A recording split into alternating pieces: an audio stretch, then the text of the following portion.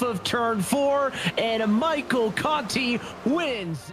And Nick Ottinger has secured his spot in the championship 4.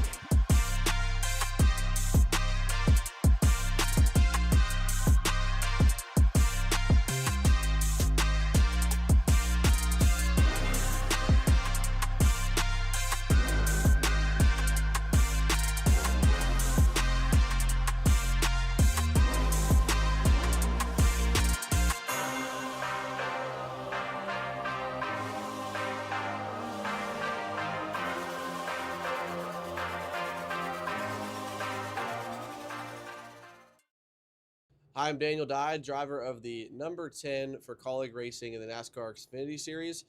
I believe Victory Junction is a great place to volunteer.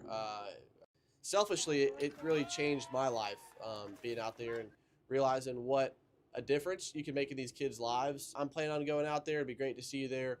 Join our team and enjoy free food, free lodging, and build your resume. Apply today at victoryjunction.org/teamvj.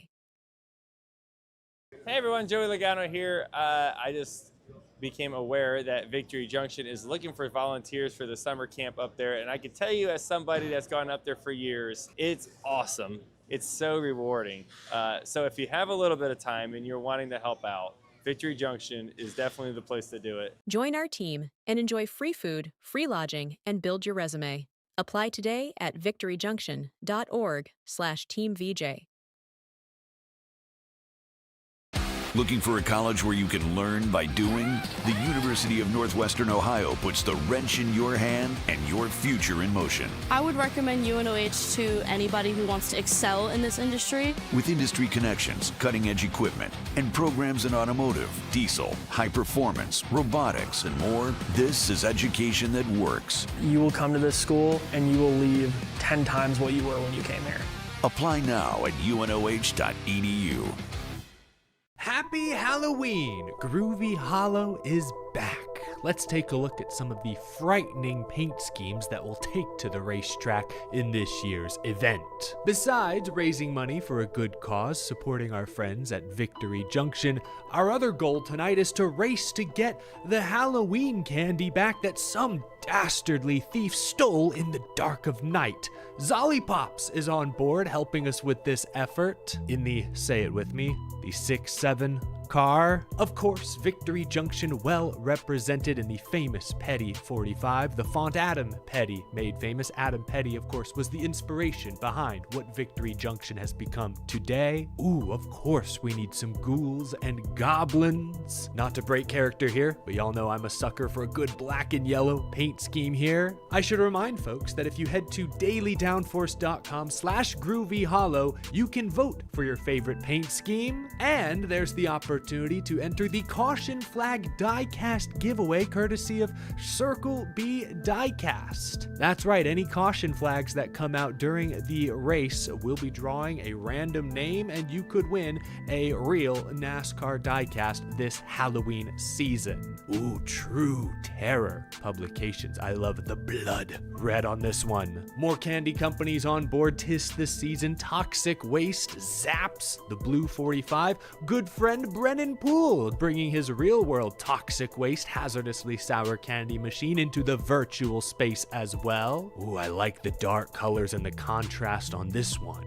It's great to see so many friends of the channel come together to support this event. Many of them also supporting Victory Junction and their mission of giving kids with serious medical conditions a memorable camp experience. Oh, the green 62 here is electric. Even more electricity, racing electronics on board. More black and yellow, can't go wrong there. Ooh, the old Roush 16/6 font making a ghoulish appearance. Great paint scheme to have here in the middle of the month of October. I want to give a huge shout out as well to Kyle Vaughters, who helped to design many of the paint schemes you will see tonight. Ooh, another bright scheme that will pop in the night. The Halloween machine is back. Josh Berry took this car to Victory Lane in our inaugural event 5 years ago. really cool number font here on the 63. Some friends of ours from the real NASCAR Xfinity Series world on board as well. Great to partner with Carrera Slot Cars again. Lawless Allen will take to the track this year. It's so sweet to see so many sweets involved this year.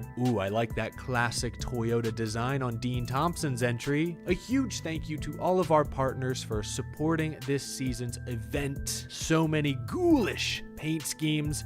Pick your favorite. Vote at dailydownforce.com/Groovy Hollow. You can also find information on how to donate to our friends at Victory Junction. Every little bit makes a difference. And you can find out how to enter our Circle B Caution Flag Diecast giveaway. Thank you for tuning in to this year's Groovy Hollow, the 5th annual Groovy Hollow event. Let's hope for a fast and frightful night of sim racing.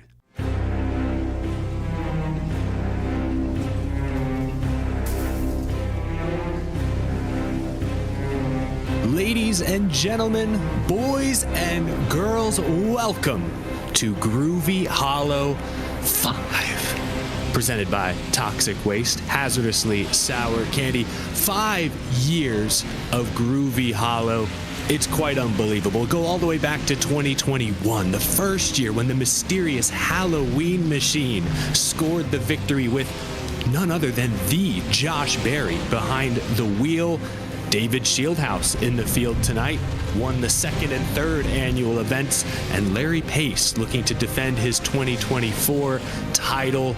You are watching practice live at Groovy Hollow Raceway. I am your host this year, as always, Eric Estep, aka Willy Wonka. No chocolate factory here. As a matter of fact, we are here tonight with 2 goals in mind. We have 2 key purposes. One, first and foremost, our top priority is to support the folks at Victory Junction. Victory Junction, as many NASCAR fans should know, was founded by Kyle Petty in honor of his son Adam. It's based in North Carolina. It aims to give children with serious medical issues an unforgettable camp experience. I've had the great pleasure of visiting a couple of times now, seeing firsthand the positive impact Victory Junction is making in so many children's lives. So there's a link in the chat. There's also a link down in the description below that if you're able to donate, we're trying to hit our goal of $5,000 tonight. Every little bit helps. That is, of course, our number 1 priority tonight.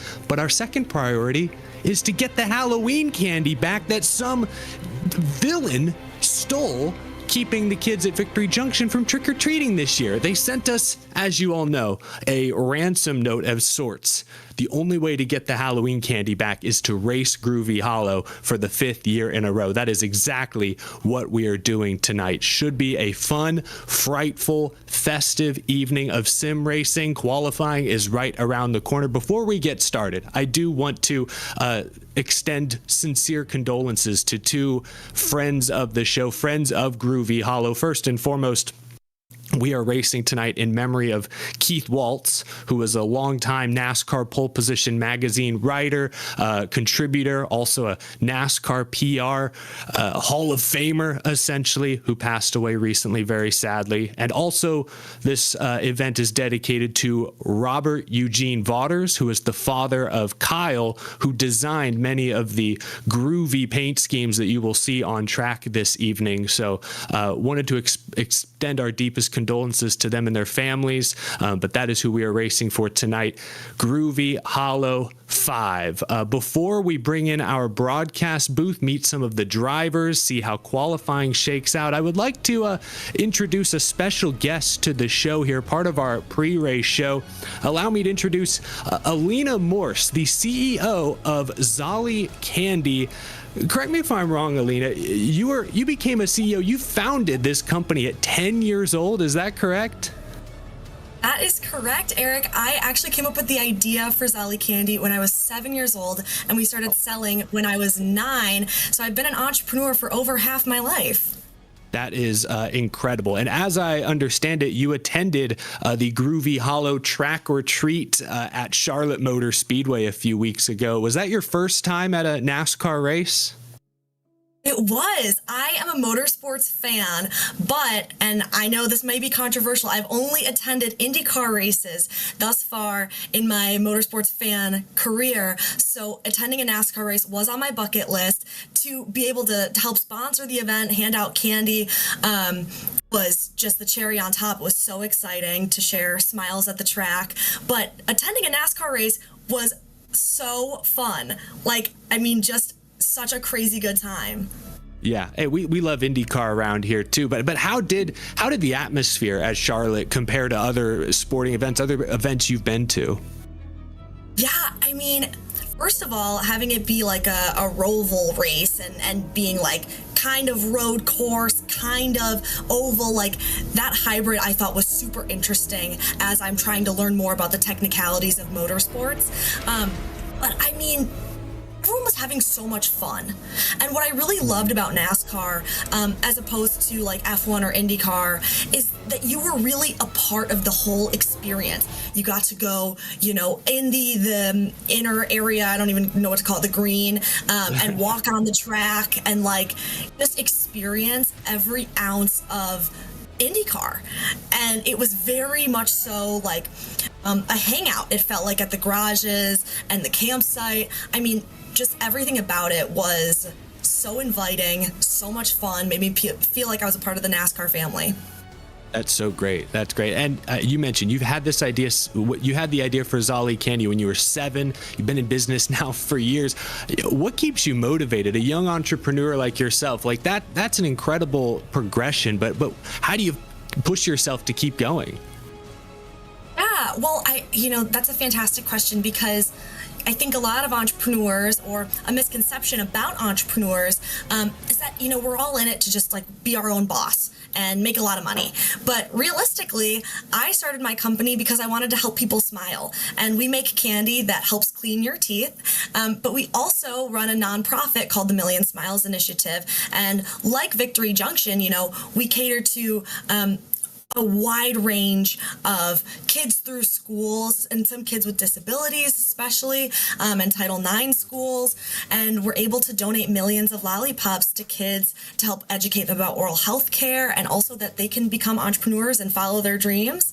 So that's really what keeps me going, knowing that, we get to help millions of kids smile every year, and that I get to, pursue my dreams of being a young female entrepreneur. Absolutely. Well, so what's next for Zolly Candy? New products, any new partnerships, maybe more time at the racetrack? Definitely more time at the racetrack. With our partnership here with not only Groovy Hollow, but Daily Downforce, this is such a great opportunity to introduce Zolly Candy to a whole new audience and a whole new generation of, racers, motorsports fans. So definitely spending more time at the track. But also, we just launched nationwide at Walmart. So that was a super exciting step for us, being a smaller company. The opportunity to get to see our products on shelves nationwide is huge. So just growing and innovating. We recently launched a whole line of sour products, so just in time for Halloween. But we're always innovating, trying to move the needle and create candy that not only is good for you, but tastes amazing. That's incredible. We love that. That's great. Alina, thank you so much for joining us here on the pre-race show. What are you excited to see most? You have a car in this race, and I saw the chat. It does happen to be the 67 car. They really might be a fan favorite. Yes. There it is, making some practice time. It pops under the lights there. What are you excited to see tonight in the race? Oh, well, I want to see number 67 win the race for sure. But ultimately, I'm just excited to raise some money for Victory Junction, to spread some smiles on the live stream tonight, and to see all the racers. I mean, this is such a fun event. So I definitely am going to be rooting on the Zolly Candy car. But, I wish luck to all the racers and to all the cars, and I just hope everyone has a great time tonight. Spoken like a true race fan. Alina Morse, thank you so much for being on the show here in the pre-race. We hope you enjoy the rest of Groovy Hollow. And yes, good luck to that bright pink 67 car. Should be a fun night. Nice meeting you. Thank you so much, Eric. Have a great night. Good luck, racers. We are moments away from qualifying kicking off here at Groovy Hollow. Man, I just noticed my giant hat. I should have dressed as Doug Dimmadome this year because that's what my hat looks like. It is cropped on camera. Anyway, we got to get the candy back, and the only way to get the Halloween candy back in time for trick-or-treating this year is by racing Groovy Hollow for the 5th straight year. Can the Halloween machine go back to victory lane? Can David Shieldhouse make it 3 Groovy Hollow victories, or can Larry Pace go back to back? We've got some real NASCAR drivers in the field tonight. Brennan Poole is racing with us. Ryan Vargas. It's only fitting that a monster truck winner would compete in our Halloween iRacing event. That's going to do it for our pre-race show. We are moments away from qualifying, so I think it's about time I introduce the 2 very talented gentlemen that will be calling the action tonight. You'll see plenty of me for sure, but I think it's time we introduce Joe and Josh here, and they get us set up here for qualifying at Groovy Hollow Raceway. Gentlemen, oh, Joe, I love the costume. Oh my goodness. He's pulling incredible the weight for the stuff. booth. He's pulling the weight. I love it. Good stuff. How y'all doing, gentlemen? I'm doing great tonight. Always a joy to do this every year. Absolutely. I'm just looking forward to all the racing we're going to have tonight, Eric, because we're at Hickory Motor Speedway, which is not a track that has been on iRacing for that long, and also one of the most historic racetracks in the East Coast of the United States. And we're going to go racing tonight on iRacing in Groovy Hollow 5 at such a track that I've been looking forward to since I heard this was the track choice. Yeah, I'm very excited. Last year it was Iowa Speedway. I tried my hand at sim racing for the first time ever, and it was harder than it looked. I spent hours, months preparing for last year's event just to run. I think at my best I was maybe 21st. So these are some very talented drivers and racers that are competing here tonight. It should be a great show. Before I let y'all take over the reins completely here, just want to once again let the chat know that you can donate to Victory Junction by either clicking that link in the description or the link there on the chat that I have pinned to the very top. We are nearing $2,000 already, and the night has just begun. Again, we're trying to hit a $5,000 goal. I will also mention we have so much here. If you head to dailydownforce.com/Groovy Hollow, all these links are down in the description below. We have a caution flag diecast giveaway courtesy of our friends at CircleBDiecast.com.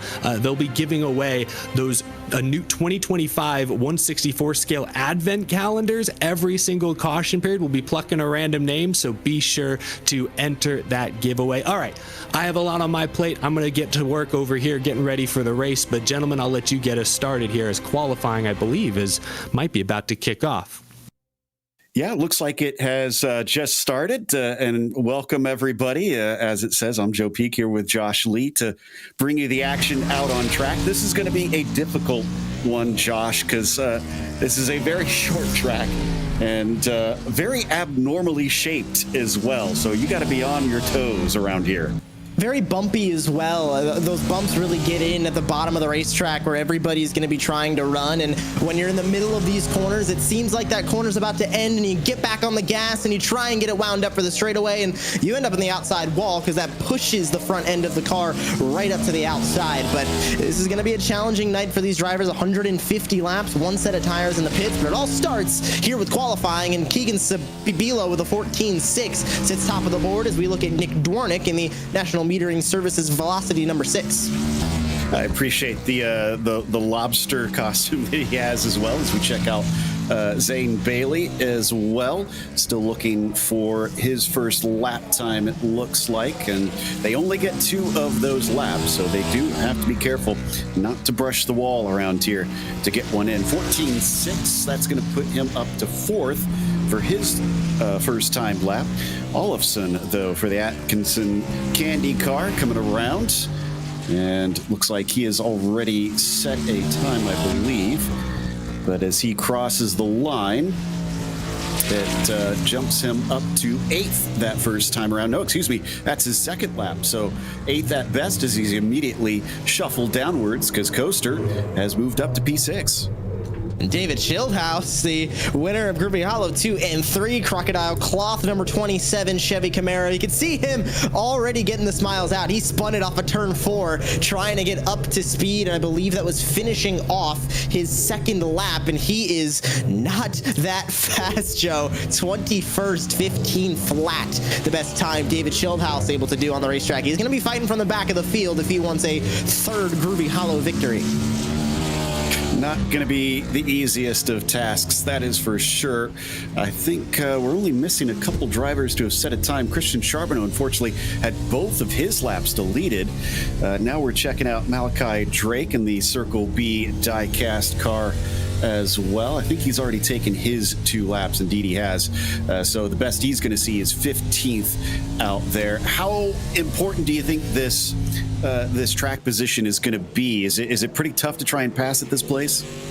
I think it's one of the tougher short tracks to pass, especially in these NASCAR Xfinity Series machines. But you got to remember, Joe, last year when we went to Iowa, I don't want to say the word caution fest. I feel like that's not a proper way to describe it, but we're going to see some yellow flags. We're going to see cars get wadded up, crash, and go into the wall. So I don't think track position is going to be that important. But if you're in the back of this field, Joe, you're going to be running into other cars. You're going to be running into those wrecks, and you're going to be crashing like we're seeing Jay Mulder do as he tried to start lap number 2. He ends up P18 after lap number 1, but I think we're going to see a lot of what you just saw there, Joe, but times it by 10 with 10 other cars around you going into turn 1. Oh, yeah.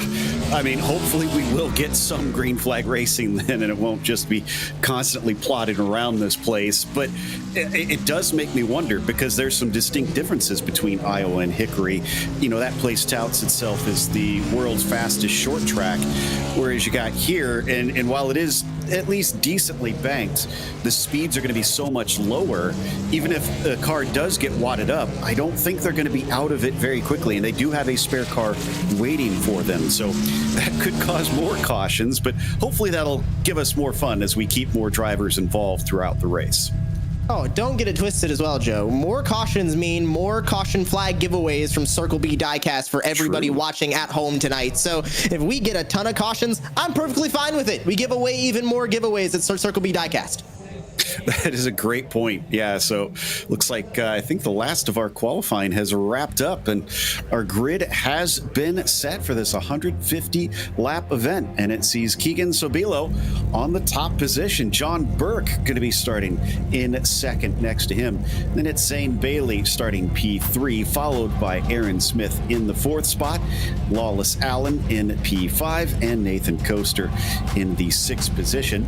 Then it's Ryan Vargas in 7th, followed by Larry Pace in 8th. Ricky Harden will start P9. Top 10 going to be rounded out by Finnegan Myers. Kyer Olafson will start in 11th, and Brennan Poole will be in 12th position there, Josh. Blake Lothian starting P13. To his outside, Nick Dwornik, P14. Rounding out your top 15, that's the Circle B Diecast number 10 of Malachi Drake. James Laubach, P16. Dean Thompson, Jay Mulder are going to share row 9, rounding out the top 18. And Oli Schlupp and Isaac Shelley in the UNOH number 16, rounding out the top 20. Gavin Grubbs, Garrett Smithley, Tyler Skozin, David Schildhouse starting from the back, P24. And to round out the field, Joe, Armani Williams, the last driver to take a time in qualifying. Kristen Charbonneau, Ed Boyles Jr., and Jax Lehman going to round out the 28 cars we have on the grid tonight for Groovy Hollow 5, for going from what was touted America's fastest short track to now America's most famous short track here for Groovy Hollow 5. Yes, and you know, I mentioned they do have that spare car, but that's not the only safety net they've got out there. They have one set of tires. Now that honestly feels like very little for 150 laps. Yes, these laps are going to go by fast, but how much is that going to force these drivers to think about tire wear, about how they run this race? You mentioned all the cautions. Will it be a non-issue because of that, or are they going to have to be careful? I think it kind of depends on how many cautions we get. If we're running a handful of green flag laps at a time, I think we might see drivers try and stretch those good years all the way to the end of 150 laps. However, if we get some green flag runs, some drivers might be wanting some fresh shoes when they get to halfway at lap 75. I think it really depends on what we see and how we see this race develop over 150 laps. That's the thing about Groovy Hollow. A different track, different car every year. We're kind of guessing a little bit of what we are going to see. We really don't know anything, Joe, until the green flag flies. Absolutely, and you can see our meter off to the right-hand side, gauging how much we have raised for Victory Junction. Again, if you would like to donate, we've got information in the description, and definitely an awesome cause that they are raising for this benefit. So do everything you can to help give and give some children a chance to have a fantastic summers. We're already on that second pace lap, getting ready to take off. We'll see what kind of race we have as Sobilo will start them off. Had a pretty impressive rig, I must admit, from his webcam. We'll see if that gets him to victory lane, though, because it can look as impressive as it wants. It'll matter how he drives it. Green flag is out. Keegan gets on the loud pedal, and he gets a pretty good jump as the second row drops back about a car. Immediately, everybody is forced to have to run too wide here at the start. I'm sure the low line is going to be the more desired. I was wondering if we were going to see that outside line come into play. I think we might if those good years start to wear a little bit, but right now it's treacherous. You can see these cars pushing to the outside. It's exactly what I mentioned, Joe. You want to get on the gas about halfway through these corners, but you just can't. You're going to end up understeering into the outside wall, as we already see side by side majority of the way through the field. You're on board with Finnegan Myers on the outside line.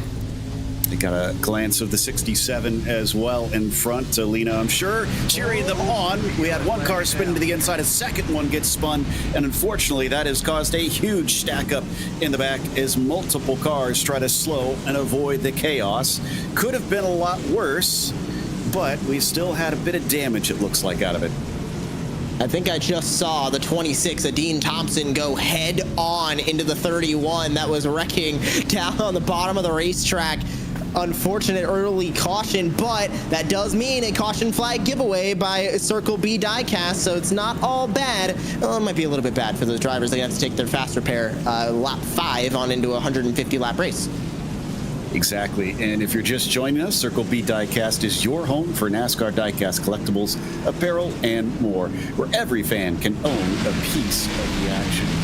So if you haven't signed up, you're missing out on some great opportunities, and there is what you were describing, the 31. Unfortunately, nose-to-nose contact is never what you want, but that was a hard hit. And I apologize to Dean Thompson. I thought that was the number 26, but it was actually the number 92 of Kyer Olafson that ended up slamming into the front end, go front to front with the 31. Olafson does bring it into the pit lane. He will grab the fast repair, his only one that he has got. Here's another replay from up top. There's Dean Thompson, who did get involved in the wreck. He got hit from behind and ended up with a little bit of damage to that number 26. Interestingly enough, Joe, for the drivers that were involved in that accident, only Olafson has brought it into the pit lane for his fast repair. Nobody else has elected to pit just yet. Before we go back real quick, I want to bring in Eric. Eric, I understand you have the name of our first winner? That took, what, a few moments, I suppose, for our first caution flag giveaway. Colby Eiley. Be sure to check your email for your prize to be able to claim your NASCAR Diecast Advent calendar. Take it away, gentlemen.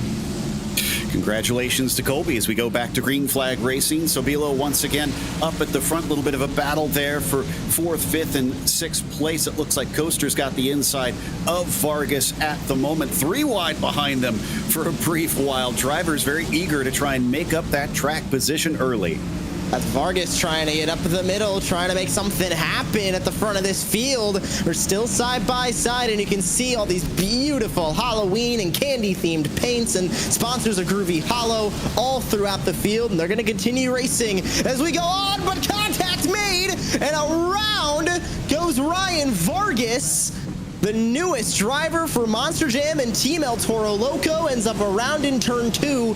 I don't think he hit anybody else, Joe. Not a ton of damage to that machine, but yet another caution and yet another caution flag giveaway. Yep, that was quick, unfortunately. And yeah, Ryan was looking so good for a little while until it didn't, and found himself facing the wrong way, which is starting to become quickly a theme out here, unfortunately. And that'll shuffle him back down all the way to 27th. And I think it was maybe a car just, looks like he cut down just a little bit, and then unfortunately couldn't save it once he got tipped. Was reigning winner of this race, Larry Pace, that ended up making contact. The 6-7 number machine running P6 right now. And Eric has already pulled a second winner. Who's got the golden ticket?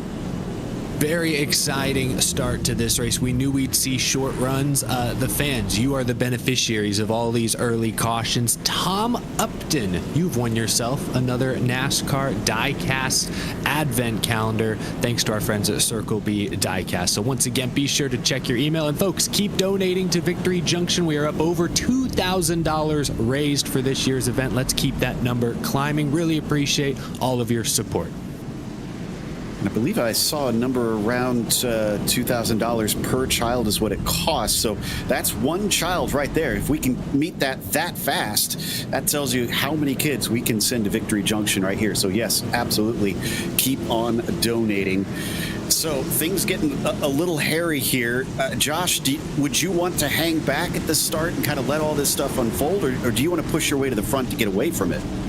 I mean, we've kind of seen these wrecks develop in two different spots. It was really kind of the mid-pack where that first wreck developed, more up towards the front, but it was 3 wide where that second one developed. I don't really want to run out back. I seem like you're going to get into more issues, but up front, it's still all Keegan Sabilo at the front of the pack as we go back green. Yep, that 77 has got that locked down. He's been nailing these restarts, but that can't be guaranteed forever. Ghoster now watching as he charges around the outside of John Burke, but Burke is going to hold him off. Oh, as a bunch of them scrape the outside of the front straight. Racing Electronics machine up on the top of the racetrack as he almost gets into the outside wall, keeps it off of it, still using that outside line. It's akin to what we saw last week in the real world at Martinsville, Joe. I don't think you want to be really on that outside line, but we got another yellow flag. Malachi Drake's involved in this one and a handful of others in turn 1. Oh, yeah, it's quite messy towards the back of the field. In fact, I'm trying to figure out who this started with. I think you might be right with Drake being one of the first. And this may be a case of 3 does not go into 1. And yep, indeed, just a little bit of overlap between all of them. And the 6 gets a really bad spin up to the high side. I think that was Dwarnick that got that incident. I want to say racing incident there. Everybody just kind of met in the middle. I mean, they were kind of 3 wide. Malachi Drake was trying to kind of slingshot himself around the outside. The 6 met up with him in the middle of the track, and then Dean Thompson ended up into the side of the 6 as well, 3 wide, and ended up involved in that one too. It was just kind of a racing incident. Everybody meeting in the middle for that real estate out of turn 4. And we see another yellow flag, and Eric with another winner of the caution flag giveaway presented by Circle B Diecast. We love to see it. Dylan Bruce, you have now won a diecast advent calendar. 'Tis the season, just giving away gifts here in these early caution flag laps, gentlemen. Yep, like we were saying, even though we don't want too many caution laps, we do love seeing people get more different diecasts being awarded to them as this race goes on. So we'll see how it develops. It might clean itself up, but it might continue to be a bit of a wreck fest out there. There's 27 cars around a very short bit of racetrack, only 0.36 miles in length around here. Lap times looking at about 15 seconds, so it goes by fast.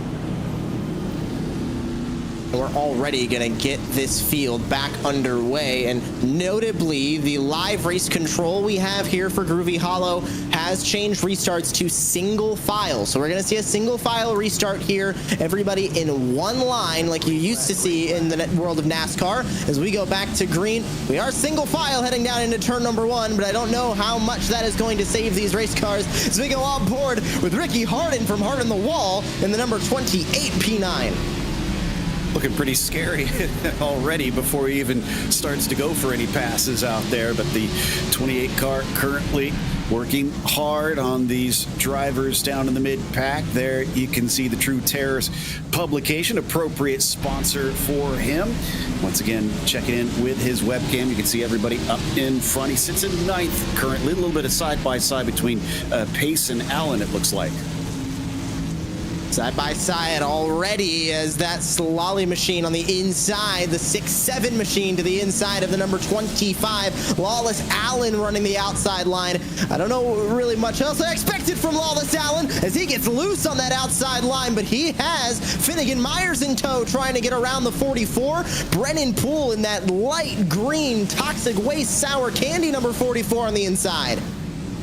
Allen doing his best, pitches down, brushes the side of the 67 ever so lightly. The 44 barely ahead of Myers. Oh, but he slips up. Myers is going to go right back underneath him.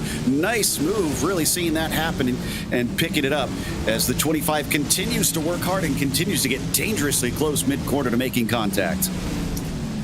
Continuing that side by side, this is all for P5 as contact made. That is another one off the toe of Larry Pace. Lawless Allen saves it. You were on board with Finnegan Myers and got a front row seat to that contact. Pushes Lawless Allen to P7. Now Brennan Poole back to the inside in the 44. We were just on board with Ricky Harden. He's in this battle now. Blake Lothian in that 62. He's to the inside. And all these beautifully painted NASCAR Xfinity Series machines are getting right back at it on lap 29.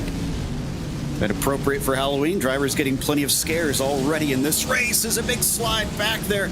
I didn't quite see who that was. It is going to bring out the yellow. I think that was Schildhaus. Unfortunately, they got a little bit loose. Actually, it may have been Mulder in this one. But definitely some cars that may have gotten a little bit too sideways and have triggered our fourth caution now after 31 laps in that race. So looks like Sobilo continues to be our race leader. Up at the front, has been since the start, and has just unrelinquished it. Another caution flag giveaway presented by Circle B Diecast. I think we're going to be saying this a lot, Eric, and I think we're going to be hearing from you a lot more than I think even you expected tonight. Hey, getting those vocal warm-ups, putting them to good use here. Christian Delgado, congratulations. You have now won our fourth caution flag giveaway courtesy of Circle B Diecast. Gentlemen, I want to remind all the fans watching at home, we have a ton of links down in the description. Of course, we encourage y'all to continue donating to Victory Junction. We're nearing $2,500 raised. You can also vote for your favorite paint scheme that you see on track right now. So we have a paint scheme winner that, of course, is we're awaiting at the end of this race. So be sure to let your voice be heard. Vote for the grooviest Groovy Hollow scheme on track. Saw Tyler Skozen go by, got the lucky dog, waved around, so only 2 cars a lap down now at this stage. We're going to take one more look at what brought this one out. Yeah, a little bit of help from behind. Oh, and then the 5. You know, it may have been the 5, actually, that brought that yellow out, because I think they were more sideways than what we saw with Mulder there. Notably, I mentioned on the last restart, we have live race control here with us. Evan Pasoko, Joshua Mendoza doing their best job to make sure all these drivers are in check. They changed that last restart to single file. We're now back to double file restarts after a good amount of time under green. They also are not manually calling cautions. It is the iRacing service that is calling these yellow flags. That's why we saw it there. Back to racing with Sabilo in the lead, and here comes Keister back to the inside in the racing electronics machine, trying to get by the 31 of Zane Bailey. Bailey got pretty far ahead there in the 31. In fact, he might be able to get it off of turn 4. He does indeed. The long way around there for the 800. A great move as we follow the rest of them behind, going mostly single file until we get another caution, this time with Ricky Harden showing himself to maybe be the culprit as he gets back up to speed. I think this was in turn 2. The True Terror, number 28, ended up being a terror for the outside wall there. I don't know if that was really his fault, though, Joe. We'll get a look at the replay in just a moment, but Dean Thompson on the inside line got really loose after a big stack up in front of him. and then ended up making more contact with Ricky Harden. Here it is. Dean Thompson gets hit from the front, from the back, gets sent into the corner, and Ricky Harden just got the raw end of the stick there. Yeah, it kind of trickled its way backwards, if anything. It sounds like we do have another giveaway, though. Why don't we head over to Eric and see who it was? Our 5th caution flag giveaway winner, courtesy of Circle B Diecast. This one goes to Carly Weisler. Once again, all of the Diecast winners, be sure to check your emails for more information, but congratulations. Keep those donations, keep those entries coming. Beautiful, another caution flag giveaway. We're going to be seeing a lot of those tonight, and we're also going to be hopefully talking with a lot of our drivers tonight. We've got Ryan Vargas up here in the booth with us right now, and Ryan, not the best start for a Groovy Hollow 5 for you. You're down in P17, but you know what? The car's looking sharp. I feel like you're feeling pretty good out there. I feel good, you know. I think old Larry needs to know, you know, there's 150 laps and not 15, but you know, he apologized. We're good. At the end of the day, we're all here for a good time, raising money for Victory Junction, and I think that's all that matters. And I always have a good time running this event. Eric and the whole team at Daily Downforce do an excellent job, and just, this is a lot of fun. Hey, as long as you got that apology, that's all that matters, right? But exactly, that's all that matters to me. Before we get back to green, how's that track feeling for you? We've been talking about how it's tough to get off of these corners. You want to get back on the gas, but you really can't. Yeah, it's slippery out here as we're going green. Green flag. Everybody's filing down the front straightaway. Everybody's trying to wreck. They're not wrecking yet. Some play-by-play from Ryan Vargas as he gets back going. We'll let him get back to racing, Joe, as we get back to racing ourselves, and everybody now fighting for positions throughout the field. Multi-talented there. You shared the booth with Ryan a few times, and boy, those onboards really show you how bumpy it is around this track as well. That makes it extremely difficult. The 26 trying to hold the bottom line. That's Dean Thompson fighting with the 25 of Allen, giving him just enough space on the outside of turn 4, but then it's right back into turn 1 as it carries on. Allen now slipping back, and the 62 might get him as well. Back to the inside, and Allen's been working that outside line for the majority of the night so far. It's been working pretty well. You can see the run he gets off of turn 4, but just look at the arc the 62 is able to do on the inside line. We're seeing kind of what we see at Bristol as Blake Lothian goes around at the bottom of the racetrack. The bottom is looser. It's a little bit faster, but it's looser. You can't get back on the gas as quick, and we saw that with Blake Lothian again, and we're going to rack him up again for another restart and another giveaway with Keegan Sabilo holding that lead again. And he was so close to getting away clean on that one too. I mean, yes, he spun, but nobody hit him until well far down in the order. I think that was the Victory Junction car, unfortunately, that made the T-bone. As we'll get one more look at it. While we watch this replay, let's head over to Eric. We got another winner. The fans are watching at home looking for some green flag racing may not be winning, but fans who have entered the caution flag giveaway with Circle B Diecast, they are winning. Our next winner is Logan Real. Logan Real.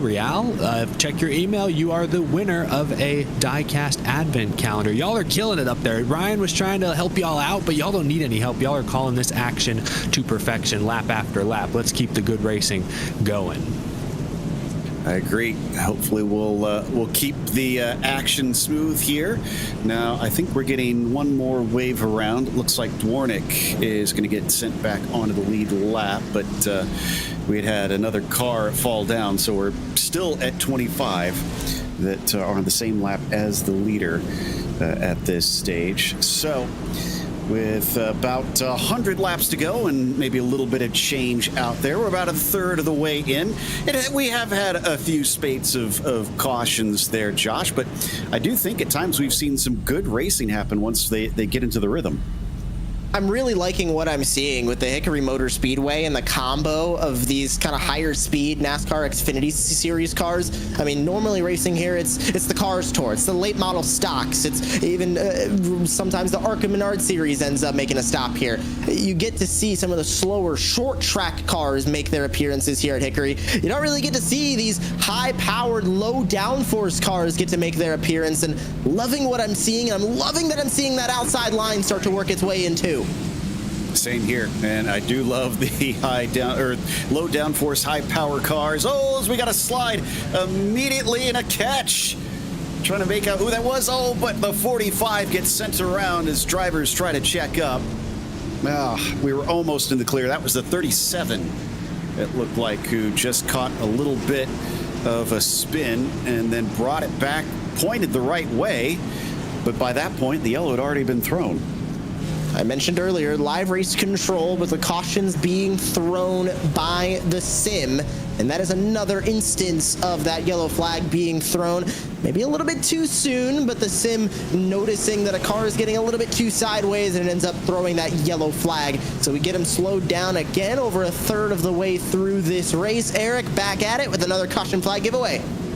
Yeah, man, these drivers, they love the people. They love the fans. They're giving the fans what they want. This time it's Gavin Aussie.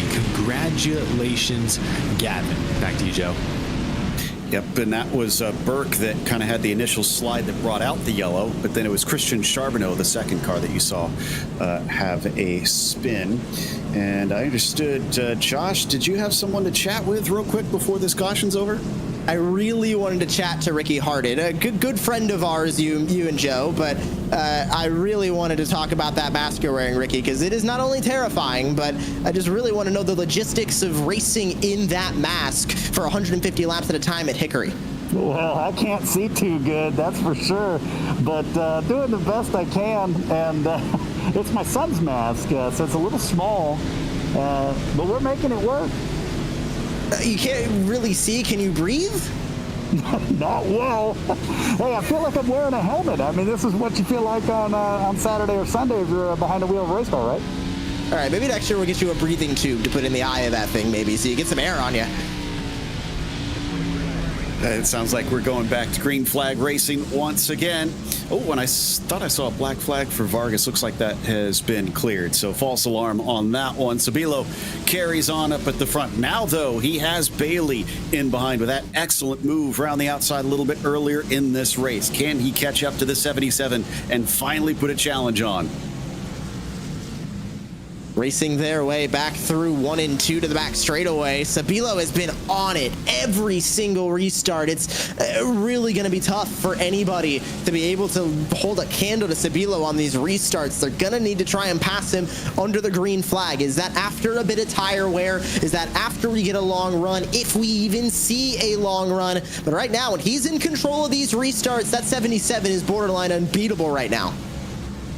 Although Keister behind him has been threatening. Look how close he's getting to the bumper of Bailey these last couple laps. Hasn't really made contact yet, but I'm starting to sense that maybe that 88 is pretty fast and just honestly isn't able to show it at the moment. Let's ride on board with Nathan and see if he dares to try and bring out the chrome horn.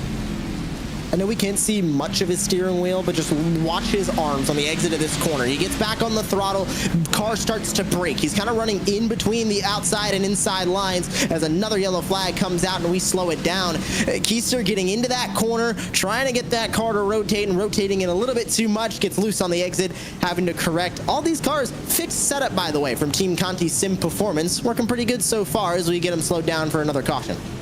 It looks pretty drivable. We haven't seen much in the way of drivers just losing it on their own so far. And, oh man, poor Charbonneau. That's 2 cautions in a row where he gets sent around, although this time he was the cause of that yellow flag. But this yellow flag causes us to hand out a few more goodies. Eric, who gets it? Our next winner is Jackson Sturgeon. Congratulations, Jackson. Circle B diecast.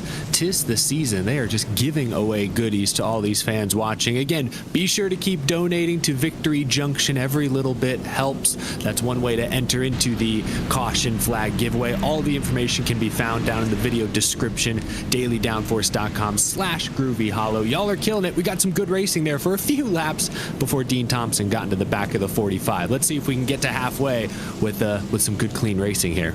Ooh, did you see that, Josh? We had a bunch of cars in pit lane, and I don't think that was all for damage repairs. I wonder if there were some tire changes. Schildhaus came down, a 14-second stop in the pits. I'm thinking he took 4 tires. He also took his fast repair, which is interesting. Also down pit road, I believe Vargas came down.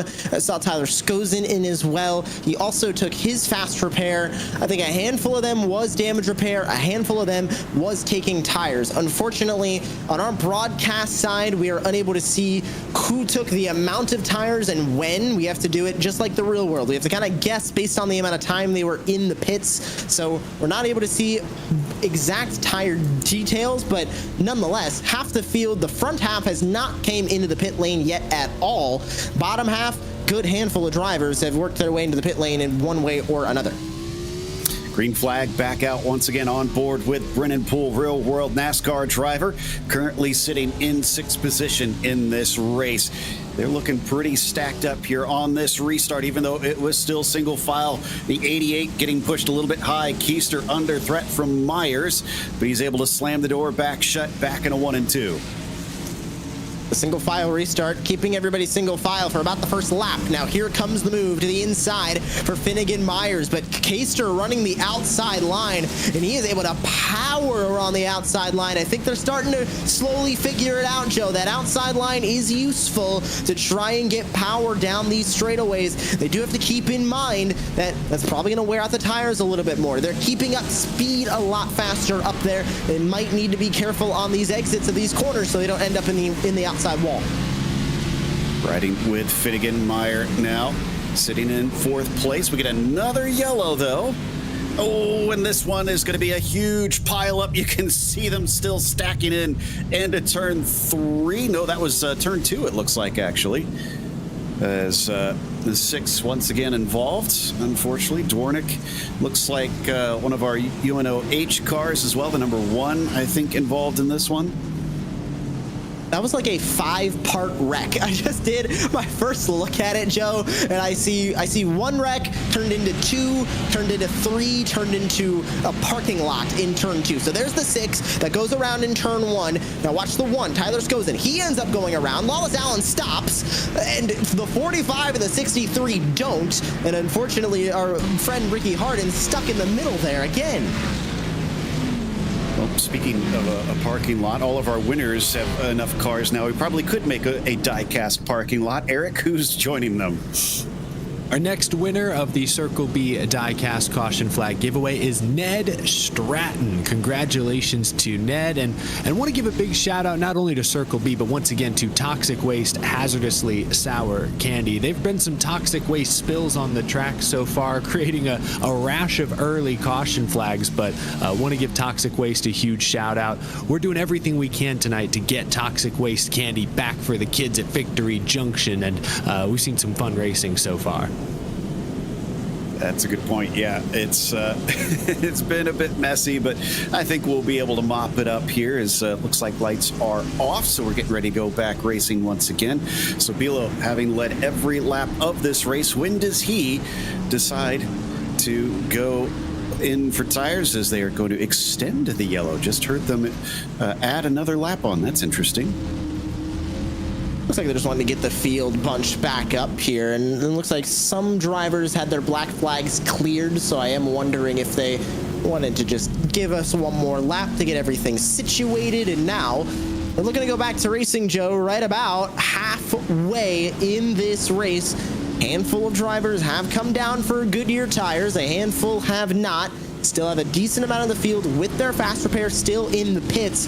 I think the only cars that have not been touched at all is this top 4. Sabilo, Bailey, Keister, and Myers have been in a league of their own. Now Larry Pace, last year's winners, into the top 5. The 6-7 machine trying to get into 1-2. Big run around the outside there from Myers. Doesn't quite work for him, though, coming out of turn 2. He's still going to ride that high line, leaving the bottom open to the 67. Pace unable to do anything with it as we ride on board with Keister sitting in 3rd. And our highest driver, I believe, to have taken tires. Oh, is we get a yellow. Once again, I was going to say is either Smith or Drake to have taken tires. And is that Charbonneau again? It is. And another wreck for the Toxic Waste car as well. You're just talking about them and getting all the candy back for the kids at Victory Junction, but 45 goes around again. Here's what happened. Off the nose of the 27, spun into the corner, and he made some slight contact with one other car, and then Lawless Allen makes some slight contact with the 45 there too. That brings out another yellow flag. Eric, we're giving away so many diecasts tonight, and we're giving away another set now. Love to see it. Blake Hopkins, congratulations, Blake. I think I saw Blake in the chat earlier. You're the next winner. Fantastic stuff. Now, it sounds like Josh Lee may have caught up with Nathan out there as well. Well, Nathan Coaster in the number 88. That racing electronics machine has been very, very fast tonight. What has been that key for being up front for the entirety of this first half? Just kind of got lucky on those first couple of starts, had some good restarts, and now, unfortunately, I'm falling a little bit of victim to us not getting some clean racing. I'm trying to set Zane up on 5-10 lap run, and we're just not quite getting there. So hopefully in the second half, we can make it happen. We were talking earlier, we think it's going to be a green flag run that leads you guys around Keegan Sabilo, who has been owning these restarts. Do you feel that same way? Do you need some green flag running to get things moving? Yeah, I feel like I'm not going to say it out loud. I think I got a trick up my sleeve that will help me on the long run, and hopefully we can find it out if it will work right now. All right, Nathan, going back to green real quick. We want to settle a debate amongst ourselves in the production room. Is it Coaster or Keister? Coaster's the better one. I think that's what you said. Not Keister. Okay. Definitely not Keister. Coaster, done. Good luck on this restart. Restarting from P3, Joe. We settled the debate, and we are back green. All right, yes. We always want to try and get those names right, if possible. He is, look at how focused he is immediately and pretty much on the bumper of Bailey. But Coaster does have that 30 car looking at that high side. Like you said, seems to be getting the runs, cuts back underneath, tries to get a little bit clever, almost gets to the quarter panel as we hop on board just behind them as well. This is with Smithley currently in the number 5 machine. Gives a little bit of a hello to the 67. Doesn't turn the car, though.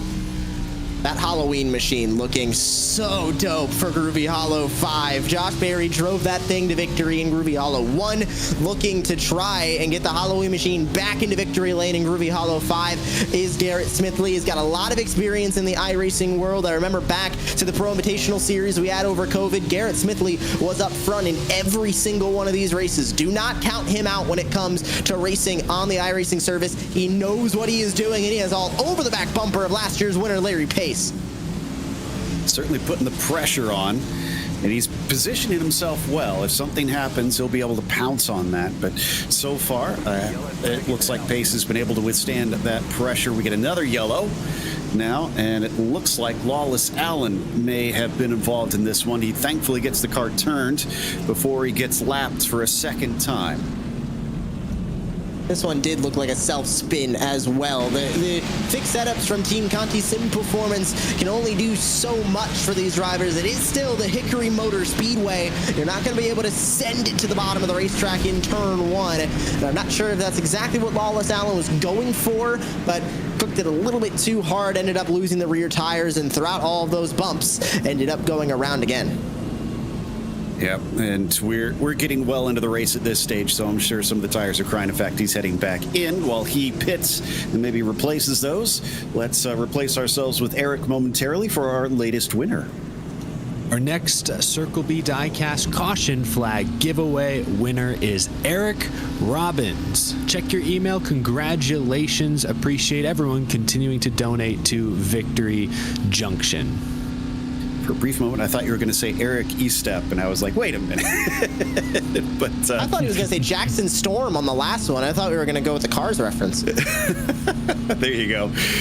Ollie Schlupp in the K-Seal car. Currently running a little bit more towards the middle of the field here. About 8th position, so actually a little bit higher up. There you can see. That's a very classic looking livery, honestly. Kind of feels like something out of maybe the 80s or early 90s you'd see on NASCAR. But I think lights are out on the pace car, so Keegan's about to restart this once again. Lap 88 out of 150. We're past the halfway mark of this race.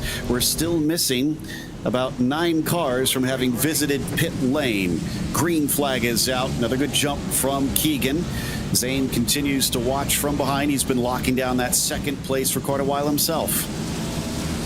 Racing to the back straightaway, and right back to turn 3. We're back to 2x2 as well. Dean Thompson looks to the inside of Malachi Drake in the Circle B diecast number 10. Look at that outside line, trying to make it work for Drake there, but he could not get the power down. Dean Thompson on the inside, using those bumps on the inside to get the power down, and he gets by Malachi Drake, who gets stuck on the outside line for the moment. And now it's Schildhaus who is on that bottom line, trying his best to demote him more positions. Drake way up to the top, and that is not working. Suddenly John Burke is down there, is in front of him. More side-by-side action. Schildhaus still liking that bottom line over Thompson. They're going to go 2x2 down through 1 and 2. I don't mean to mention this again, but this was the contact we saw in the last yellow flag. It was Dean Thompson versus David Schildhaus. They sit side by side for P10. You're on board with Malachi Drake, who is on the outside of John Burke, trying to get the power down again. More contact in front. Front row seat for the contact this time. Malachi Drake apparently using the costume of darkness for his Halloween outfit, but he's a shadow. I like that. Yeah. Oh, as we get a little bit of a bump in front of him once again. This is your typical short track racing. You really got to keep your wits about you. Hickory Motor Speedway in general is just kind of classic short track racing. This track never really got a repave. They keep the bumps, they keep the odd configuration of this track, and they just go racing on Saturday nights. And we've got a yellow flag again. Lawless Allen went around. I'm gonna take a look back. I don't know if it was contact. It wasn't, but it was another yellow flag that we see from the 25. And it was in the same corner that he lost it before, unfortunately. Now, his last pit stop was 3.5 seconds. That is definitely too short to put tires on. So I'm going to assume that he has yet to put tires on, although I do see he's been in twice. So there is the possibility. If not, I think now is probably a good time, as there we see the replay, for him to maybe swap out that rubber. Meanwhile, let's head over to Eric, find out who's got a new diecast. Zachary Fischbauer is our latest Circle B diecast caution flag giveaway winner. Keep those entries coming. Absolutely. So if you're just joining us, every caution that is thrown, a new person who has entered into our contest gets a Circle B diecast mailed to them. So make sure and join. See if you could get yourself a little bit of a toy before Christmas comes here. I know we haven't hit Halloween quite yet, but you got to be thinking ahead a little bit as the holiday season quickly approaches. Just about 2/3 of the way through now here, Josh. Saw something interesting there. We saw a quick shot of the 31 of Aaron Smith. He came down into the pit lane, did not take his fast repair. He also did not take 4 tires. He took 2 rights. It's the first time I think we've seen somebody come down specifically for 2 tires. Jax Lehman, Blake Lothian also came down under that last yellow. I'm going to go back and see what they did, if they also took right side tires. It was no tires from the 7. Blake Lothian, I'm not sure on him. He came down about a lap ago under yellow flag as well, but not sure exactly what he did in terms of strategy. But we're back to green. It's right side tires being taken from a handful in the field at least. That could be helpful out here, saving yourself a little bit of time. Back under green conditions, Keegan is your leader in that number 77. Things stacking up behind Bailey, almost looking like he's struggling a little bit more. He hasn't been getting close to our leader for many of these restarts. In fact, he's going to get some help. Almost gets turned. The yellow comes out. Now, did it come out before he was passed? Will he be allowed back into P2 as he did catch the slide? A good save there as well as the field figures themselves out. Yes, Zane Bailey back into P2 after a bit of contact from Nathan Coaster. It wasn't a big tap. It was a small tap off of 2. I'm not even sure exactly what happened going into turn 3. Here's the pit stops with 50 to go. Everybody in the front comes down. Is it 4 Goodyear tires, or are they going to go for the rights? Race off pit road is going to get interesting. The 88 has the right sides jacked up. It's just right side tires for the 88. Is that what everybody else did? The 88 comes out first out of that group. Keegan Sabilo still in the pit lane. He took 4 along with Zane Bailey. Wow. He gave up a ton of track position in that one. So drivers are going to have a hard time coming from the back from what we've seen. Was that a mistake? As it sounds like, we haven't talked to Eric yet on this replay, I don't think. You're quite okay. I can jump right in here. We got some tempers at the front of the field here, the 88. You heard he was impatient with the second place car. Javier Soto, you have won the next Circle B diecast giveaway. All right, congrats to Javier. Yeah, so some dramatic developments, and now Finnegan Myers is our leader, but has not taken tires. Neither is Larry Pace, Garrett Smithley, and Ollie Schlupp. And I kind of wonder, Josh, is this the call with how many yellows we've had? Is it stay out as long as humanly possible and try to run the tires to the finish? I'm thinking that's what at least the top 4 have under their belts right now. Going back from there, it's kind of a wild card if anybody's pit. Dean Thompson's come in once, not long enough to put tires on. John Burke has come in long enough for 2 tires, but not long enough for 4. We have a mixed bag of strategies throughout the field now as we go back green, inside 50 to go. Dean Thompson and Ollie Schlupp going wheel to wheel, trying to decide 4th place up here at the top end of things. Looks like Ollie will be able to move ahead of him and claim that P4. A little bit of a touch from behind for the 26, but he gathers it up. Meanwhile, Larry Pace looking a little bit out of sorts as Smithley gets a run on the high side. Welcome to short track racing and all that contact on the inside. Battle for second is on. Halloween Machine. Garrett Smithley to the outside, trying to get by last year's winner, Larry Pace, to the inside in the number 67. Side by side again off of turn 4. Does Smithley use the outside line to his advantage? He does. Can't clear the 6-7 by turn 1. Still, he's making progress. You could see him getting farther and farther ahead. Once he can chop down, that is game over for Pace, and he's lost second. And, horrific yellow comes out. So that is going to give Smithley second place. I didn't see who caused it as we got someone in the back straight. Oh, a bunch of cars in the back straight. Out of shot right now. That is Williams that we're looking at. But I saw about 4 cars outside of our camera's view that were kind of all jumbled up next to him. First one I saw was Armani Williams, and then a handful of other drivers ended up getting involved. And I think it was another instance of kind of 2 wrecks meeting into one. There's the contact from the 6 to the 77, turns him, turns the 8 up into the outside wall, and the 8 comes down and creates a parking lot on the back straightaway. Keegan is finding the horrors of winding up in the back of the pack here. Let's go to Eric Estep, though. No horrors, more treats out for our winners. Our next diecast winner is Dale O'Leary, and I believe we have a guest in the booth. Interesting. Well, maybe we'll get to chat to him a little bit later. Do we have enough time to chat to Garrett as well here, Josh? I think we should. Garrett Smithley behind the wheel of the Halloween Machine joining us real quick in the booth. Garrett, you find yourself up front here, but you haven't taken tires yet. Give us a little bit of insight into this strategy we're seeing.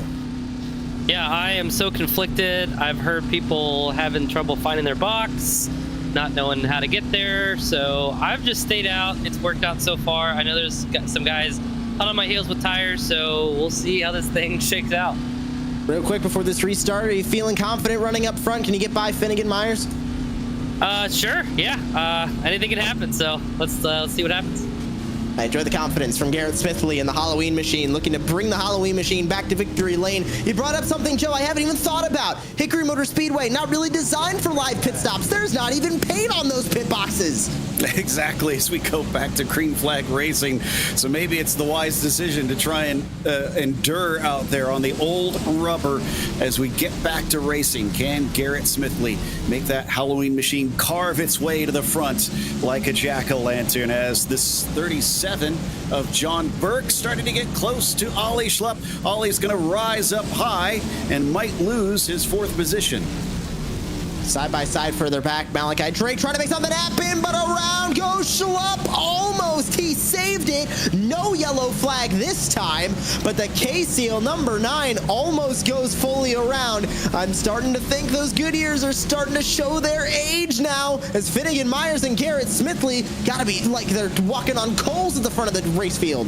And one driver that might be having a good time is David Schildhaus. He's got 4 fresh ones from what I can see, and he is up to 6th. He pitted about 50 laps ago as the yellow comes out once again.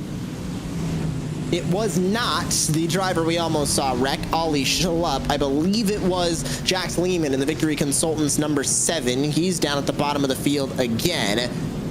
And I believe it happened at the exit of turn 1, almost. It was another very quick yellow from the iRacing service. Somebody almost going fully around, and they ended up with a save, but Joe, it wasn't quick enough to prevent another yellow flag and another caution flag giveaway presented by Circle B Diecast. Here it is again on the replay. That's all it took for that yellow flag to come out. Eric, I think iRacing is wanting to give more stuff away. Yeah, I can't say I blame him. I mean, hey, the chat's cool with it. And we have another winner. Our latest diecast winner is Zachary Clark. Congratulations, Zachary. And we've also cleared the $3,000 mark in our Victory Junction donation goal tonight. So really do appreciate everyone's support thus far. Still a lot of racing to go. Oh, that is fantastic news. And I have a feeling that the 04 of Armani Williams is lucky in more way than one, because he was the one that we saw just dodging that nearly spinning car, and you just saw him go by as the lucky dog. So nicely done. And oh, Garrett Smithley is in pit lane and has a black flag. I wonder if that 5 was speeding when he came down to his stall. So this is interesting. We saw when Eric was giving us the winner of the last caution flag giveaway presented by Circle B Diecast, he came down. I don't think, Joe, he had his tires selected because he went into the box and immediately left. And once he did that, he went around, he got the black flag. I believe when he exited the pit lane that first time, came down then, took 4 tires, and now is back on the racetrack. I don't think he served that black flag yet. He hasn't gotten it cleared by the admins either. It might not be going great for the Halloween machine, but it's going amazingly for Finnegan Myers at the front as he leads us back to green. Still hasn't pitted for tires. Only he and Larry Pace and Ollie Schlupp are on the same tires as far as I can tell right now. There may be a couple others, but they're the main culprits. And John Burke absolutely smashes the outside wall as we switch over to Ollie, who is still battling with the 28.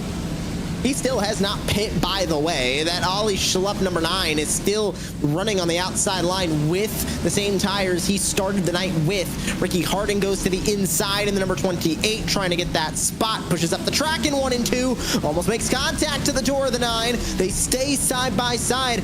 Maybe seeing that equalization of the tires on the early run. Harding finally clears them off 4 as the 9 hits the wall. For another time, certainly using up every bit of the track, maybe a little bit too much in the process, as Ricky Hardin is now up into 9th. Takes a look under Brennan Poole, can't quite make it stick, a little loose in front of him for a brief moment. We're now watching with Dwarnick. He's going to have to use those feelers as best he can to try and just guide himself through this traffic. On board with Warnick through P12, and you can see Ricky Hardin now stuck in the middle. The Toxic Waste 45 trying to look to the inside. Already 25 laps to go. The drivers at the front are running their own race. Everybody back from here just looking for a top 10. They're looking for a solid finish. You're on board with Dwarnick here running P12. He's looking up to that 44. Brennan Poole trying to get a top 10.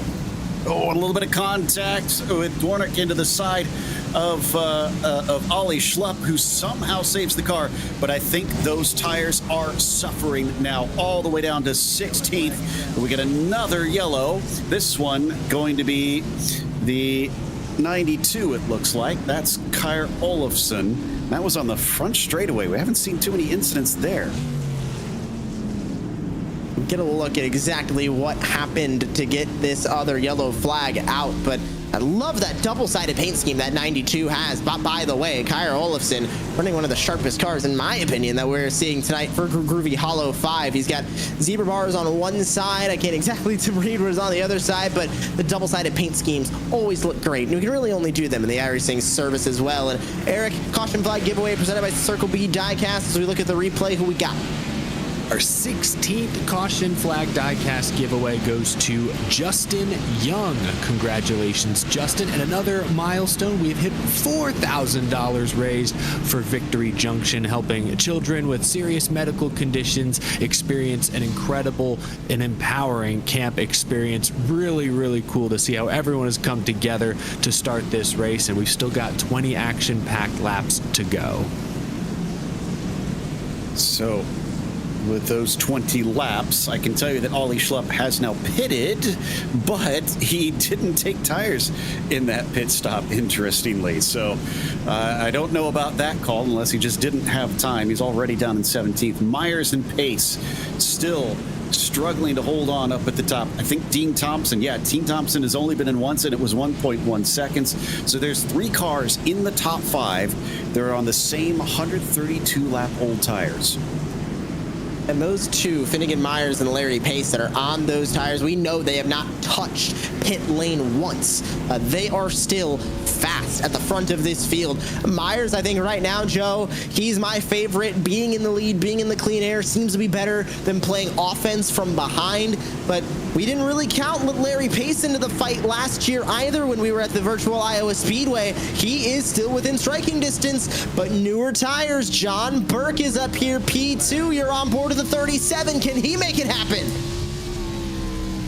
Gets a decent jump there, stays up with the 4 to Finnegan Myers.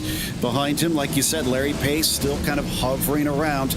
It is now getting down to it with these last few laps in this race. If you got something, you're going to have to do your best. We do have 1 green-white checkers sitting in our pocket, so we do have an extension for overtime. But frankly, Josh, I would not rely on it as we get another yellow. Well, with all these yellows, we might have to rely on it at one point, but Blake Lothian's the one that went around the exit of turn 2 to bring out this yellow flag. And of course, we're going to get another giveaway going, and here's the replay of what happened to Lothian on the inside.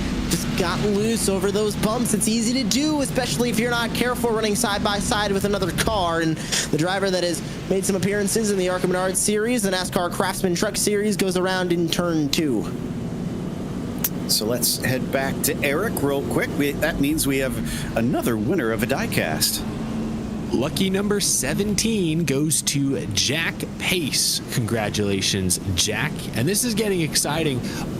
Larry Pace and David Shieldhouse are 3rd and 4th. They have combined to win the last 3 Groovy Hollow events. So if we can get some green racing in here, it's going to be an exciting fight to the finish. And that does make me wonder, like you said, Josh, it's different cars, different tracks each time, but experience does count for something. With Larry and David, do you think that's going to help them? It might, but we know the only real lead change we saw tonight, Joe, was under the yellow flag. It was when Keegan Sabilo, who is now running P15, came into pit. That's when Finnegan Myers got the race lead. Nobody else has touched the race lead tonight. Being in the lead, being on defense has shown to be the most important thing in this race, along with having restart control. Finnegan Myers has not given that up yet, and John Burke, on fresher at the very least right side tires, has not been able to get by him. They're going to need to either get him on a restart or move him out of the way. Yeah, it's going to take some aggressive driving, I'm pretty certain. So we watch John Burke in that 37 stick as close as he can, and as they get the green, does have a pretty good jump, but look behind. Pace and Shieldhouse start to squabble over 3rd place on board with David. He gets underneath, but we know that high line carries the speed better. Shieldhouse wants that spot. He got physical with it on the inside. He gets physical again, but we're going to be stopped as the yellow flag comes out again. Just shy of 10 to go. Armani Williams, Christian Charbonneau, both involved again in another incident for the both of them. And incredibly, despite how many Charbonneau had been involved in, he was all the way back up to the top 10 before that accident. Unfortunately, he's been sent backwards. In fact, I think he's just come into pit lane. I wonder if he's already used up his spare car, because he got banged around a bit on that one. We'll see it here on the replay. Looks like Williams did, Charbonneau did, and there was the contact between, I think that was Brennan Poole and the 45, and Coaster got involved in that one as well. That is unfortunate for him as well, getting involved in yet another incident too. Let's head back to Eric and see who's going to be able to claim a new toy. 18 caution flag giveaways. Can we get to 20? Number 18, though, goes to Carmelo Echevarria is the winner.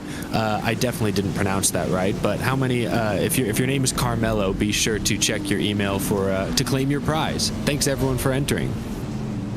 It's the joys of commentating on iRacing as well. You're not entirely sure about name pronunciation a lot of the times. Going to get one more look on board. Yeah, and I wondered about this perspective. You can kind of see out the left-hand side, but you better hope that nobody stopped right in front of you after this. He got it around to the front straightaway. Did he get it around all the way back again? He's driving pretty good with a complete hood up on his windshield for Nick Dwarnik in the number 6. I think he ended up bringing it down into the pit lane. There's no way he is still out there running with that thing in P10. He did. He got the hood eventually down. But I will say, as we get ready to go back to green, donating to Victory Junction, you see that meter still going up on the right. Even after the checkered flag, keep donating. Keep donating after the stream is over, too. Just keep the donations going to Victory Junction. Inside 10 to go, Joe. Schildhaus versus Pace again on the back straightaway. He's got the car underneath him, but I think Larry Pace has the advantage. He is slipping back a little bit, the 27, continuing to try to fight this one on board with Schildhaus now as we watch him try to use that lower, shorter line, but it just does not seem to be able to carry the speed quite as well as that pink car up on the high side. While they fight, they continue to lose ground to Myers and Berg. 4 laps to go. It'll be 3 to go at the line. Schildhaus and Pace running out of time. They're doing good in their battle within themselves. They're running out of time to catch Finnegan Myers. John Burke is unable to get to the back bumper of the 30. Do we see another yellow flag before this race is over? It would push us into our 1 overtime attempt. Loose is Ryan Vargas on the outside. Yeah, he got a little help on that one. We saw that live as he got the chrome horn that sends him down to 7th late in this race, unfortunately. Despite still being on 149-lap old tires, the white flag is out for Finnegan Myers, and we are going to go to the end under green. Incredible after all the yellows that we've had. Finnegan Myers has outlasted all of his rivals, and his costume is going to be celebration as he is the winner this time for Groovy Hollow.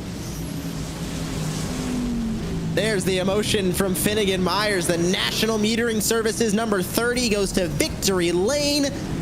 And Finnegan Myers just put everybody in this field on notice. He puts Larry Pace, David Schildhaus, the 2 former winners of this race, at the edge of the top 5. And Myers is going to be celebrating in Victory Lane here at the virtual Hickory Motor Speedway. Burning down some donuts to go with that candy. As he and even gives us a Polish victory lap heading back around. Good short track tradition there from Finnegan Myers. But man, he managed that beautifully, I have to say, because it can't have been easy with tires that old on a bumpy track like this, Josh. No, and especially with all the kind of starting and stopping, it's just heat cycling those tires too. And we did get some green flag racing in there. Maybe not a ton, maybe not the long green flag run that some of these drivers were hoping for to kind of let the race come to them. But those Goodyears are definitely not fresh, especially after these donuts he's getting done on the front straightaway. He doesn't need them anymore. He can afford to burn them down at this stage. I do like that paint scheme as well. That is a very cool, spooky looking one as we take a look at results. Finnegan Myers, as we said, your winner over John Burke, who came home 2nd, Larry Pace in 3rd. David Schildhaus was P4, and Dean Thompson rounds out your top 5. Ryan Vargas, a little bit of a late bump, sent him down to 6th in the end. Brennan Poole was 7th, and Ricky Harden in P8. Then it was Nathan Nathan Coaster finishing 9th, and Zane Bailey rounding out your top 10. Isaac Shelley was 11th, with Aaron Smith in 12th, Keegan Sobilo in P13, Lawless Allen 14th, and Malachi Drake in 15th position.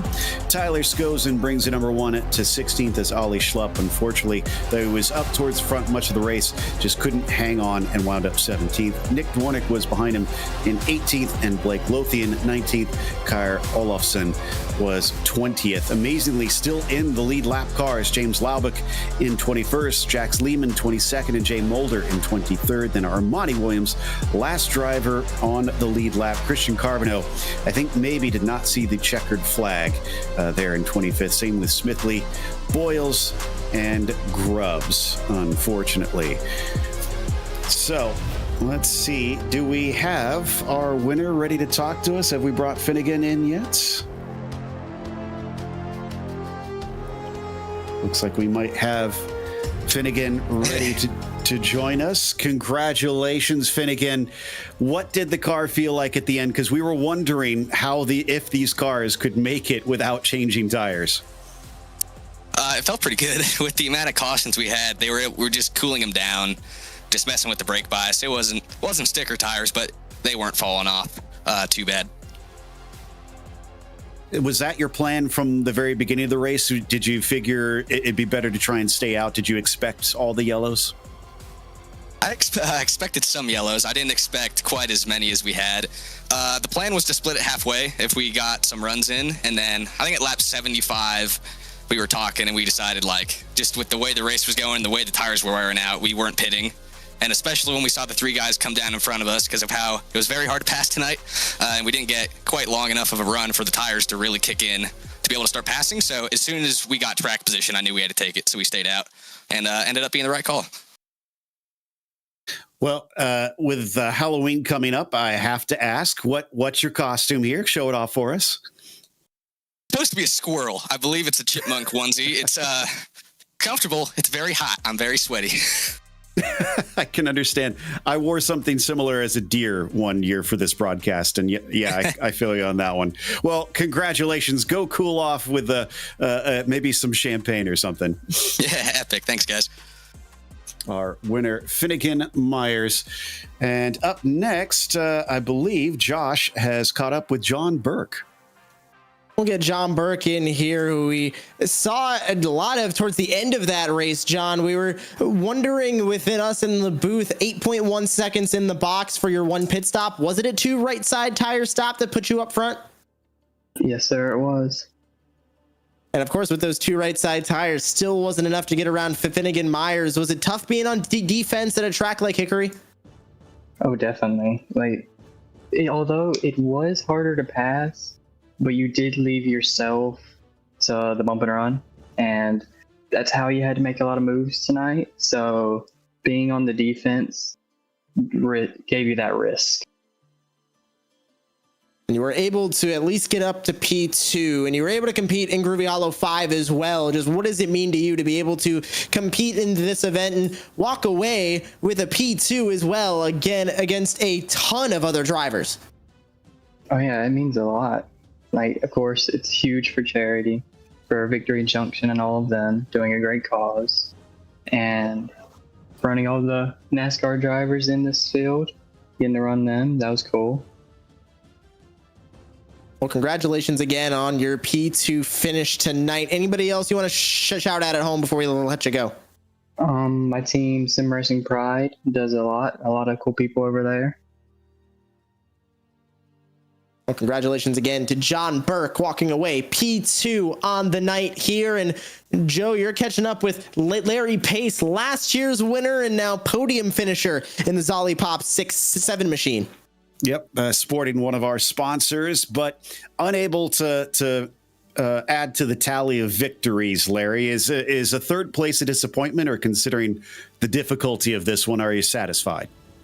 Oh yeah, based on how hard it was to do anything out there, yeah, third place I'm more than happy with. Of course, it would have been nice to go back to back, but it just came down to track position at the end, and a bunch of guys peeled off, and I was happy just to not finish 5th or 6th. So yeah, I'm more than happy with that.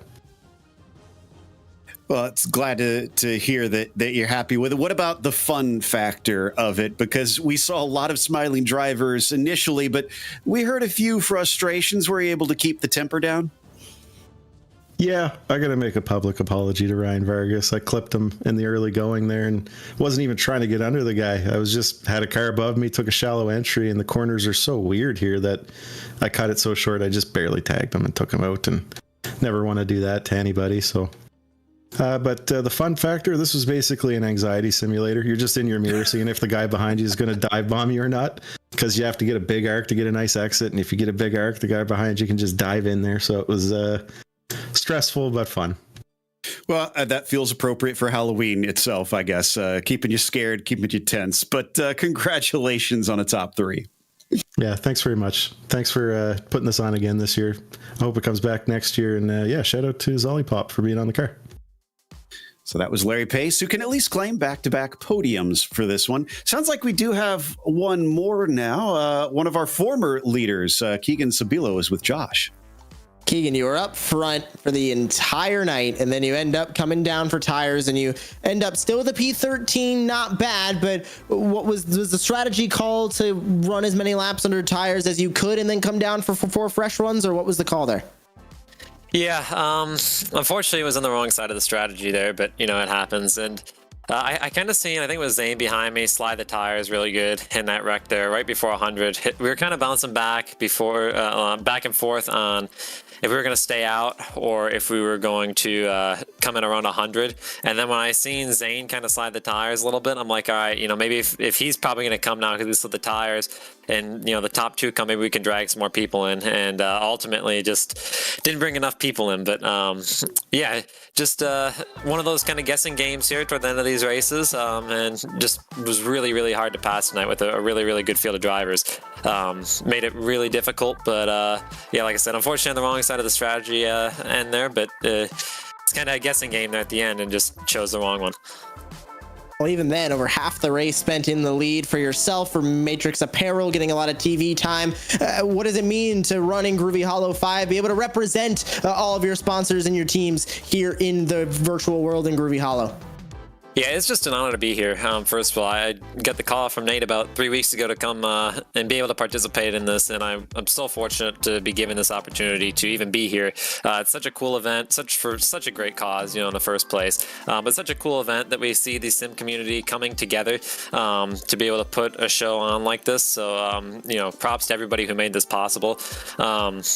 Yeah, and a huge shout out to Nate and Matrix Apparel and Mac Tools and, you know, everybody who supports me. Justin Levine, my spotter, crew chief tonight, wasn't possible without him as well. But, you know, without everybody making this possible, it wouldn't have happened tonight, and it wouldn't have happened as good as it was. And fortunately, we were able to still be able to have a good showing up front for the first 100 laps or so.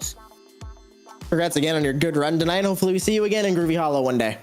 Thank you. Yeah, definitely interested in coming back for sure if the opportunity allows. So hopefully be able to make it for Groovy Hollow 6.